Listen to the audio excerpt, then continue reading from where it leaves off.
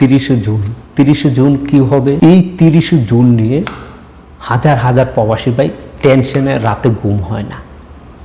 অনেক প্রবাসী ভাই নখ দিচ্ছেন, অনেক প্রবাসী ভাই আছেন যাদের 1 বছর 2 বছর 3 বছর পর্যন্ত ইকামা হয় নাই, ইকামার মেয়াদ নাই, মালিক চিনেন না, বা মালিক চিনেন মালিক তৈরি করে দেয় না, কোম্পানি চিনেন কোম্পানি তৈরি করে দেয় না।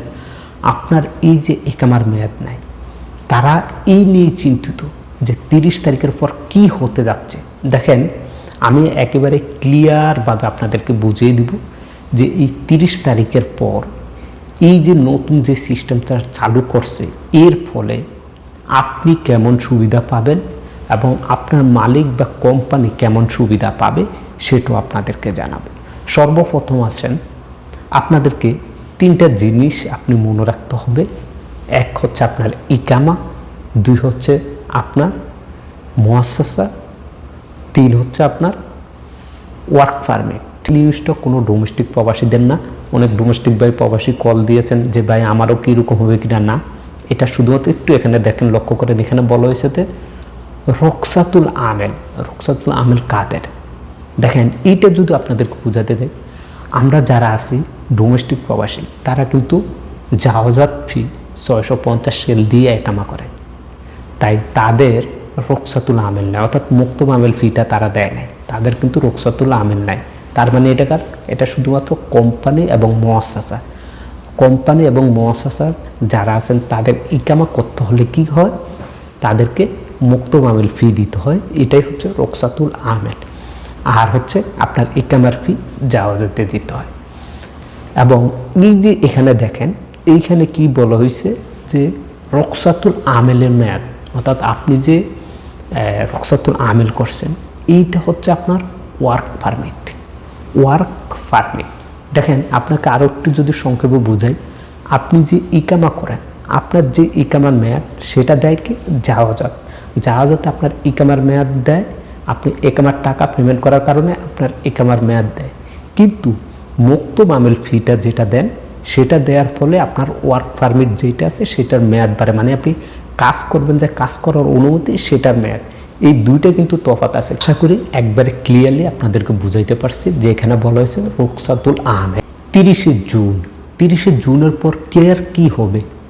আপনি লাভবান হবেন না আপনি ক্ষতির মুখে পড়বেন, না আপনার মালিক লাভবান হবে না মালিক ক্ষতির মুখে পড়বে, সেইটা এবার আপনার জানা খুবই জরুরি। দেখেন, প্রথমত হচ্ছে গিয়ে তারা বলছে যে 30 জুনের মধ্যে, এর মধ্যে আপনার ইকামার মেয়াদ শেষ হলে 3 মাসের মধ্যে যদি আপনার কোম্পানি বা আপনার মালিক ইকামা করে না দেয়, সেই ক্ষেত্রে 3 মাস পরে আপনার যে তথ্যটা আছে সেই তথ্যটা তাদের সার্ভার থেকে মুছে নেবে। এখন দেখেন, gov.mol/তে গিয়ে যখন আপনি চেক করেন, তখন আপনার সকল ডিটেলস চলে আসে। আপনার নাম, আপনার ইকামার নাম্বার, আপনার স্ট্যাটাস হুরুফ আছে কিনা, এক্সিট আছে কিনা, সাসপেন্ড আছে কিনা, এই তথ্যগুলো কিন্তু আইসা পড়ে। কিন্তু যখন এই যে নতুন আপডেটে বলা হয়েছে যে আপনার সকল তথ্য মুছে দেওয়া হবে, যদি মুছে দেয় তখন আপনার ওই যে চেক করবেন, চেক করলে এই ডিটেলসগুলো আসবে না, শুধুমাত্র একটি লাল লেখা আসবে যে আপনার যে তথ্যগুলো আছে সেই তথ্যগুলো এই সার্ভারে এখন নাই। যার ফলে কি হবে? যার ফলে আপনি না পারবেন আপনার ইকামা করতে, না পারবেন আপনি কফলা হতে। এই সিস্টেমে যদি আপনার তথ্যগুলো না থাকে, না থাকার কারণে আপনি ইকামা রিনিউ করতে পারবেন না, আপনি কোথাও কফালও হতে পারবেন না, আপনি অনির্দিষ্ট কালের জন্য একজন অবৈধ প্রবাসী হয়ে যাবেন। এখানে একটু লক্ষ্য রাখুন, যদি আপনার মালিক আপনাকে হুরুপ দেয়, 60 দিন সময় পাইতেছেন, এর মধ্যে কফাল হবেন বা দেশে চলে যাবেন। আর যদি দেশে না চলে যান, সেক্ষেত্রে হুরুপ চলে আসে। আর হুরুপ আসলো কোনো না কোনো উপায়ে কিন্তু সরকার সুযোগ দেয়, কোনো সিস্টেম থাকে যেখানে আপনি বৈধ হওয়ার সুযোগ পান। কিন্তু এই যে সাসপেন্ড হয়ে গেলে, এইটাতে আপনি কখনো আর বৈধ হওয়ার কোনো সুযোগ পাবেন না। এটা হচ্ছে কার ক্ষতি? আপনার ক্ষতি। এবার আসেন, আপনার মালিকের কি ক্ষতি হবে? দেখেন, সরকারের পক্ষ থেকে বলা হয়েছে যে এই যে আপনার ইকামার মেয়াদ নেই, না থাকার কারণে আপনার উপর যে জরিমানাগুলো আসবে, যদি আপনার মালিক 3 মাসের মধ্যে আপনার ইকামা না করে, তাহলে সেই সকল জরিমানা এবার আপনার, যদি অন্য কোথায় কপাল হতে গেলে, যে এখন বর্তমানে আপনি চেক দিয়ে দেখেন যে কারো 10,000, কারো 20,000, কারো 30,000 পিছনে রসুন চলে আসতেছে, এই টাকাটা আপনারা সামনেতে আপনি কপাল হতে গেলে সেই টাকাটা আর আসবে না।